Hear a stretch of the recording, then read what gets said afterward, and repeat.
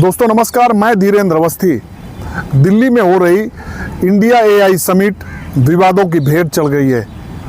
दोस्तों मोदी सरकार, भारतीय जनता पार्टी सरकार ये उम्मीद कर रही थी कि इस एआई समिट के जरिए दुनिया में जो उसकी छवि खराब हुई है, ऑपरेशन सिंदूर के बाद जिस तरीके के हालात बने हैं, एप्स्टीन फाइल के बाद जिस तरीके के हालात बने हैं, वो टेम्पो जो लूज हुआ है सरकार का, उसको एक तरीके से फिर रिगेन करेगी।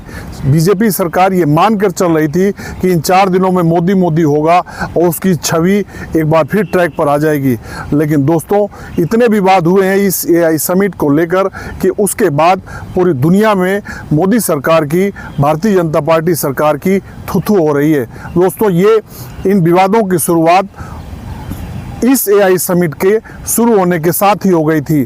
पहले तो अचानक प्रधानमंत्री नरेंद्र मोदी एक दिन भारत मंडपम में, जहां ये एआई समिट हो रही है, वहां पहुंच गए।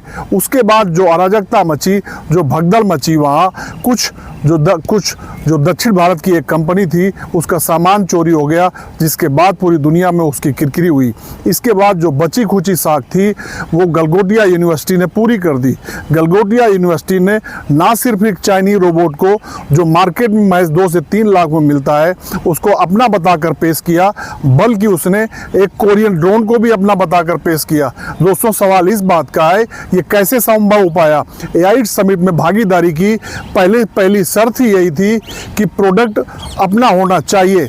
उसके लिए बाकायदे एक क्राइटेरिया बनाया गया था, एक सिस्टम बनाया गया था चेक करने के लिए। लेकिन इन सारे सिस्टमों को धता बताकर गलगोटिया यूनिवर्सिटी कैसे वहां तक पहुंचने में सफल हो गई, ये अपने आप में बड़ा सवाल है। सवाल इस बात का है, क्या मोदी का तंत्र इसी तरीके से काम करता है? दुनिया का शायद ही कोई मीडिया हाउस होगा जिसने गलगोटिया यूनिवर्सिटी के फर्जी दावे पर रिपोर्ट न प्रकाशित हो। चाइना तो भरपूर भारत का मजाक उड़ा रहा है। लेकिन दोस्तों सवाल इस बात का है कि ये कैसे हुआ? ये सवाल इसलिए और गंभीर है कि केंद्रीय मंत्री ने उस फर्जी रोबोट को, जिसको गलगोटिया यूनिवर्सिटी ने अपना होने का दावा किया, उसको ट्वीट कर दिया। ट्वीट होने के बाद और प्रधानमंत्री नरेंद्र मोदी की सरकार पर सवाल उठे। गलगोटिया यूनिवर्सिटी ने सिर्फ यही नहीं, उसने ये भी दावा कर दिया कि एआई के क्षेत्र में देश में वो पहली यूनिवर्सिटी है जो 350 करोड़ इन्वेस्ट कर रही है। इस पर वो काम कर रही है। दोस्तों गलगोटिया यूनिवर्सिटी वही है जो इससे पहले भी कई तरीके के दावे कर चुकी है जो फर्जी साबित हुए हैं। यहाँ तक कि प्रधानमंत्री नरेंद्र मोदी के समर्थन में उसने अपने स्टूडेंट उतार दिए थे। सवाल इस बात का है, क्या यही वजह है कि गलगोटिया यूनिवर्सिटी ऐसा करने में